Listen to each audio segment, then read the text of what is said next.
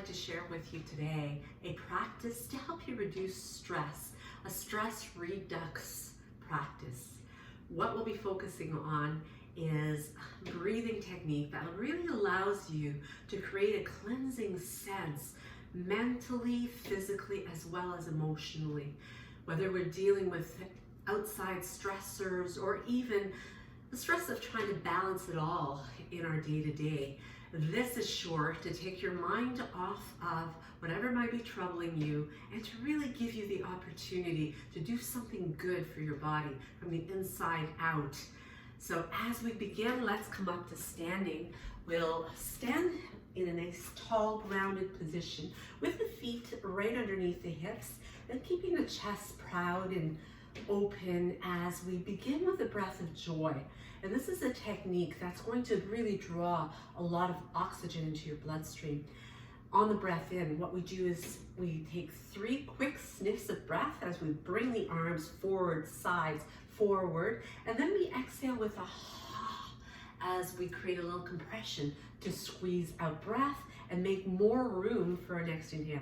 So we're going to do 10 rounds of these breaths today to really get that full effect throughout the entire body, mind, even the emotional being. So let's get started as we inhale.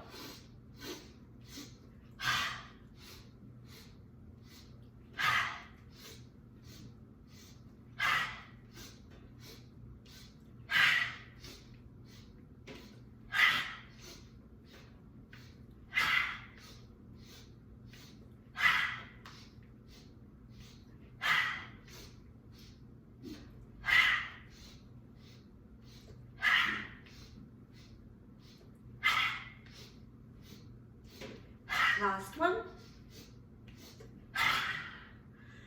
And come on up, stand nice and tall. Just let the arms hang at your sides. Close the eyes for a few moments and just let that tingling sensation kind of vibrate through your whole body and just enjoying the sense of energy, as well as bringing your breath back to a place where it is very balanced and feeling much more natural.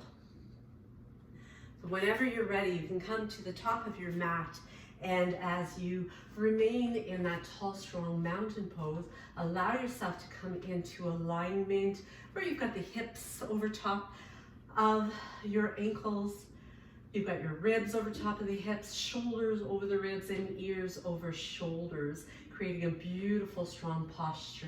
Breathing in to reach for the skies, to create the slightest little back bend, looking up to your hands, allowing yourself to hinge from the hip creases as you fold and breathe out.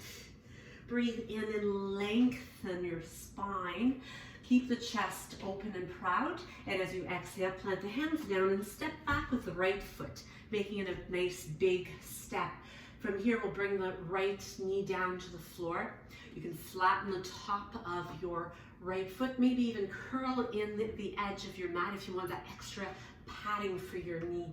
As you open the chest, you can either keep the fingertips down to the floor here and really focusing on lifting your chest and opening to really accommodate more breath, or even elongate by bringing the arms alongside the ears for a kneeling warrior. Breathing in to open up the space, and then breathing out to bring the hands down, sending the hips back, bowing over top of your extended leg. So now we stretch the back of that left leg after stretching the front of the right one. You can keep your toes down. If you want to deepen a little bit, you might even slide your heel out a little further forward, lifting those toes to really feel the full effect of the stretch all the way down the back of the leg, staying here. Or maybe if you've got the flexibility that allows you to do so, bringing your bottom down over top of your right foot as you continue to fold over top of the leg. So really pay attention here to try not to tighten up through your shoulders and even your neck and your jaw. You want to keep everything nice and softened as you allow yourself to tip. You breathing in to get long and breathing out to tip a little bit more. Let your breath soften things up, and gradually lifting up on an inhale, bringing your left foot down again as you walk the hands to the top of the mat. You can tuck the back toes under and lift the knee off the floor, or you can keep it down to take yourself into a full plank or maybe a half plank. Those hands stay planted underneath the shoulders as you breathe in, and then breathing out to lower down to your mat. Sliding your shoulder blades down the back, reach the crown of your head forward. Tuck your tailbone a little bit in order to decompress your lower back. Draw those elbows in, take a breath in, and peeling the chest up into a little baby cobra. As you exhale, coming back down again. Take another breath in. So you might just come up just a tiny bit, maybe even bringing the hands to hover above the mat. And then as you plant them down, let yourself press down. Inhale, lengthen, lifting up and pushing back into a child's pose. Now, if you want to make your child's pose a little more comfortable, you might want to part the knees, let your belly slide through the legs as you allow your forehead to melt down to your mat. Breathing softness and heaviness with every exhale.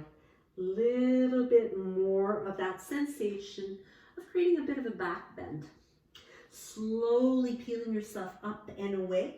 And as we walk the hands a little further forward, bring the knees back into alignment, press yourself up into a downward dog, moving more weight into your feet rather than your hands. So you don't want to be over the wrists like this, but you want to push back and create that sort of upside down V shape with your body. As you soften the knees, start to pedal out the legs a little bit. As you pedal your way up to walk the feet with little baby steps all the way to the top of your mat. Breathe in to elongate. Breathe out to fold. And reverse that swan dive. Opening up, reaching through tall mountain once again as you bring those palms together. Exhale the hands to the heart. And take a bow to come all the way into your forward fold. Breathe in, lengthen as you flatten your back. Maybe the hands come up a little bit higher on the shins or even the thighs if that's what's most accessible to you. You can keep a little softness in the knees as well. Breathe in long and breathe out. Step back with your left foot, bringing the knee down to your mat. And we'll repeat that same sequence on the other side. So if you need that little extra help to cushion the knee, go ahead, adjust accordingly. Bring the arms up or keep your fingertips on the floor if that's what works best for you. So yoga is all about listening to your body, really giving it what it needs. That's what's going to help create that stress redux effect. We don't want to use yoga as a means of creating stress in any way. Take another inhale, and as you exhale, bring the hands down to the floor. Push the hips back, and once again, bow over top of your extended leg. Soften up those toes, relax them, let your belly get a little closer to your thighs. Perhaps you're lifting up the toes, pressing through the heel, staying up a little higher like this, or again, exploring, maybe bringing the hips back. What works on one side, not necessarily the case on the other. So be sure to allow for what's going to work and serve you best. Breathe in, get nice and long again, and breathe out, let yourself fold. Let yourself get a little down a little bit further into that stretch. Let your breath be your guide. If you're having difficulty breathing, you're probably pushing too hard, so ease back a little bit. Be kind to yourself. As you slowly lift up again, pressing through that front foot, let's walk the hands to the top of the mat. Once again, you can tuck the back toes under as you lift the knee or keep it to the mat. Sliding the right foot to meet the left, breathing in at the top of the plank and lowering yourself down either all the way to the mat or maybe just scooping through to come into an upward dog.